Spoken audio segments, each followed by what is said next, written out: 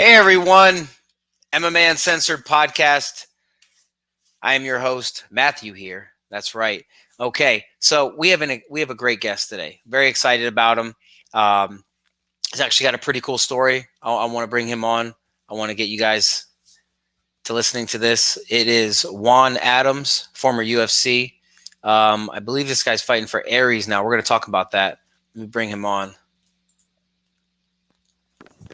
How you doing? I'm good, man. I'm good. Nice. Outside weather's nice. Got a good little vibe going. Yeah, man. I'm actually on my break at work, so it's all good. All right, well, we can be quick about this, man. Let's not take up all your time. First and foremost, we're excited to have you. Thank you. Very honored, man. Oh, thank you guys, man. I'm glad to be on. Anytime I get a chance to talk to cool people, I'm happy. Yeah, right?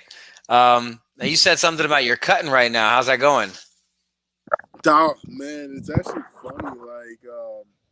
I hit 305 last week, and normally, I went on the diet that normally takes me from 305 to 295, and I actually went up to like 315. So I went in. I talked to a diet specialist, and he gave me all this stuff to told me like what was probably wrong, and I just got back under 305 today. So that was Thursday, and now here it is Tuesday. I'm back under 305. So hopefully by the end of this week I'll be in the 295 to 297 range, and the inner fight week at 285. So Okay, that's right. You got a fight coming up, right? right. Okay. You excited about it? Yeah, I'm pretty pumped. It's a guy I used to train with. We used to be training buddies. Okay. Um, Pro a lot longer than I have. But we're still friends. I mean, we're still Facebook friends. There's been no trash talking. If anything, we're both like mad that we have to cut weight. But nobody wanted to fight either one of us, and Aries is kind of was shut down due to COVID, and I'm not sure when all that's opening back up overseas. I was set to fight in France January 29th, and it got canceled due to COVID. So they gave me permission to fight for other promotions, and my contract with them is still good. So I just didn't want to be on the shelf much longer. So here we are. Yeah. How long has it been since you had your last good training session before you got this fight? Uh, I mean, like good training session. I mean, I train at Jackson Wink. Train pretty Okay. much every day. Okay. Just making Yeah. sure that I know that sometimes fighters take off seasons. Different. Yeah. Oh no. I haven't, because I was expecting to fight January 29th, and when that didn't Hmm. happen, I was still training every day. I just wasn't Okay. really like right, So, but we're doing it all now. I actually had 3 really good training sessions today. Um, I work now. I get home around 11, then I'll wake up at 7, 8 o'clock, do a light jog, get in the sauna for a little bit just to relax and recover for a bit. Then we got wrestling at 11 tomorrow, which is usually a pretty intense day. And so I've got that and one more workout tomorrow. Then Thursday another 3 a day. Then Friday, Saturday, and Sunday are all just burnout workouts. Yeah, I know you were a Division I wrestler, right? Yep. At Virginia Military Institute. Awesome. How was that? It was Going interesting. through it. They didn't really tell me about all the military aspects of the college so I was like, oh, dude, I was sold on the donuts in the mess hall. Like, I went in and what they have every day, and they're like, yeah, well, so I can eat all the donuts and ice cream I want every day. He's like, yeah, sure, whatever. So I get there, and I was like, yeah, sure, sign me up. And I went, and it was interesting. I like my coach so much. I stayed a fifth year, but the military aspects of it were really draining, and it's not one of those places where you're like only at a military school from like 9 to 5. Like, you have 7 a.m. formation every day except for the weekends. Um, Dinner formation every day, and you have to be in uniform in barracks, in academic buildings. So it was different. It was a different college experience than most people get. But at that point in my life, all I really wanted to do was like really just be a Division 1 athlete. So uh, I made that sacrifice to go there. Awesome. I know you've been training for a long time, right? You've been playing sports since you were a kid. Yeah, actually, as soon as I could walk, they gave me about a year and a half after I learned how to walk, and then by 3 years old, I was playing sports. We started off in competitive soccer, then we went to like Y League baseball, and they didn't want us to play in the Y anymore because me and my brother are both really competitive. So went to another team, and then we went. He went to like ball. By that time, I was in. I did like 4 years in different leagues or other stuff, and then I was in high school, so I just played for my school. Cool, man. Yeah, it had to be awesome growing up so big.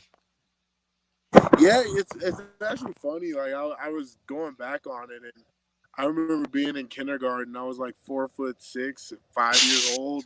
5, 6 years old, 4'6", 80 pounds. So I was just like, In what grade? I was in kindergarten. Man, Yeah, by third that's grade, awesome. I was. Yeah, the first time I broke into the hundreds was I was in third grade. I was 8. I was about 4'9", 4'10" at that point in third grade.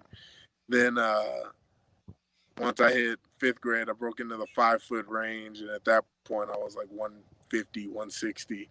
Then high school, I stayed 160 most of that. So I went into high school at 5, or middle school. I stayed at about in the 5'6" to 5'9" range. I grew about an inch every year, and then my freshman year of high school, I went from 5'9", 160 to 6'3", 230. And I just kept growing and getting bigger. Man, dude, in middle school I was 5'5", but I stayed 5'5". Um, that's awesome. Yeah, So, man. so let's talk about this new promotion. That you're with Aries. How's it feel?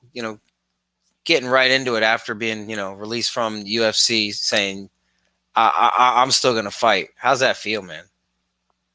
It felt good. Right after my last UFC fight, it was a pretty tough time, tough part of my life. I was going through a lot of stuff at the time, a breakup. I just moved cities. I was deciding if I was going to go back to Houston or stay in Albuquerque, and I had some family stuff going on as well. So, it was just a very tumultuous time of my life. And, right afterwards, I asked my coach, I'm like, "Do you think I'm done?" And it was my first coach or my Jackson Wing coach. No, dude. And I came back to Jackson Week about a week later, and they all still believed in me. So, so right after I tweeted that I'd been released or that the UFC was opting not to re-sign me, that's when Aries picked up. They messaged me, and they sent over a contract and got it signed pretty quickly. Um, so it feels good to fight for them. I just wish I was fighting for them actually. This fight's with Fury down in Houston, um, Hmm. and it's something I really just needed to stay active. Eric Garcia he's the promoter for them, and I did all my amateur fights for him. They've sent a few guys to the UFC, and it's a really fast growing promotion. And so I was happy to get back on with them because honestly, everybody wants to fight for them now. So I didn't know if they would even have a spot for me, but they did, and we got it all worked out, and they're letting me fight on this card, and I'm pretty pumped about it. No, that's good, and it's cool that you're fighting somebody that you know. Kinda. I mean, there's no animosity. There's no trash talk. You get to stay mentally focused.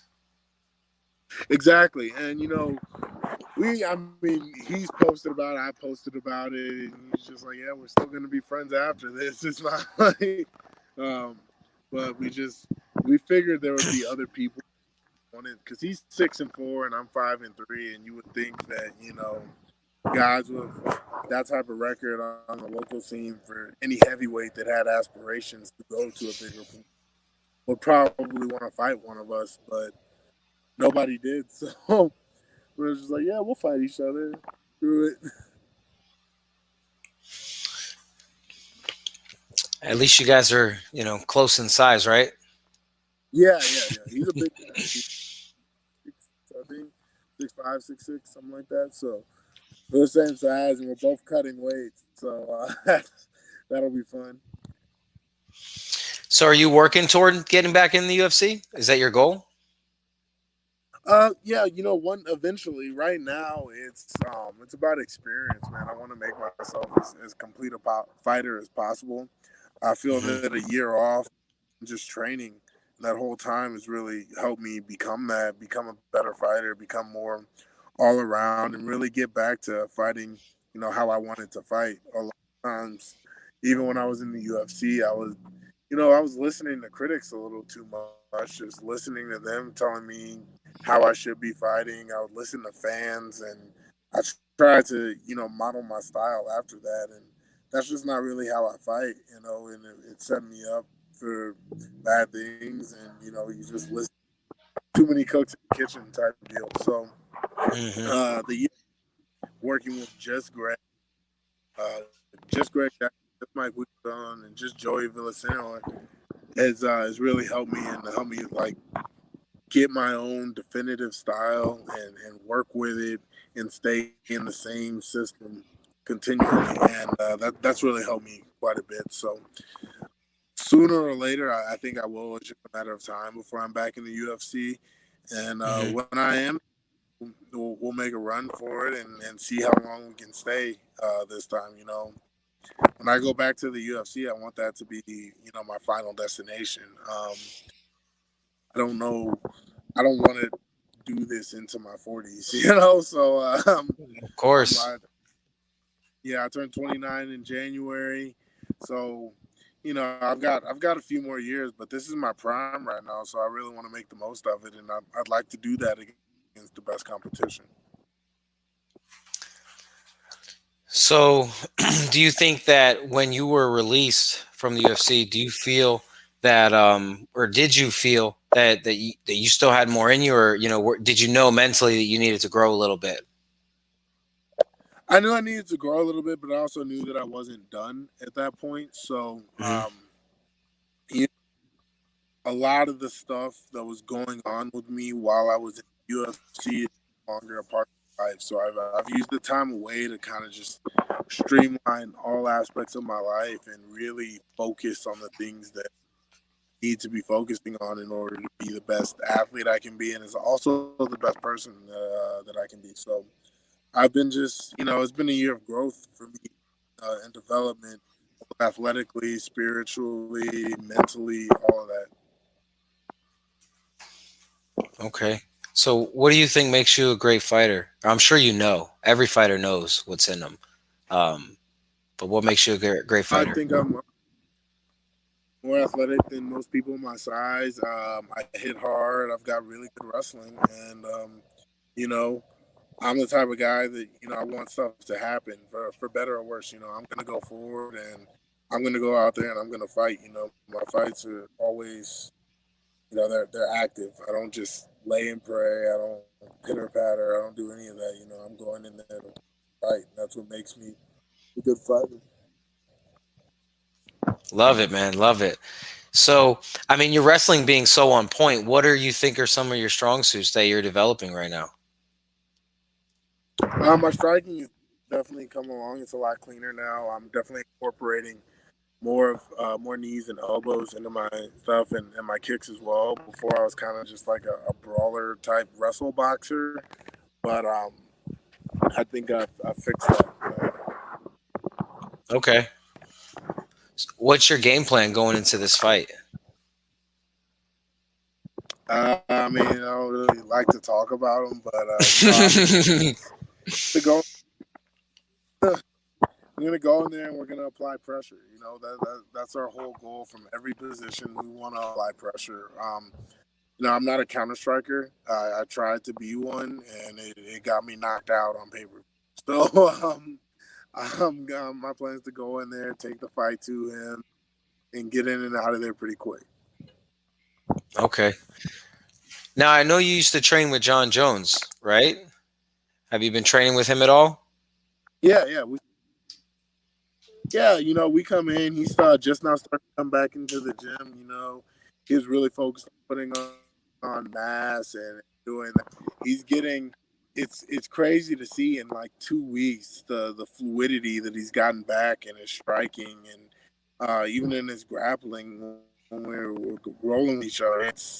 It's pretty insane. He was already impressive, but that strength. I mean, dude feels as strong, if not stronger than me, and I've got 50 pounds on him right now. Okay.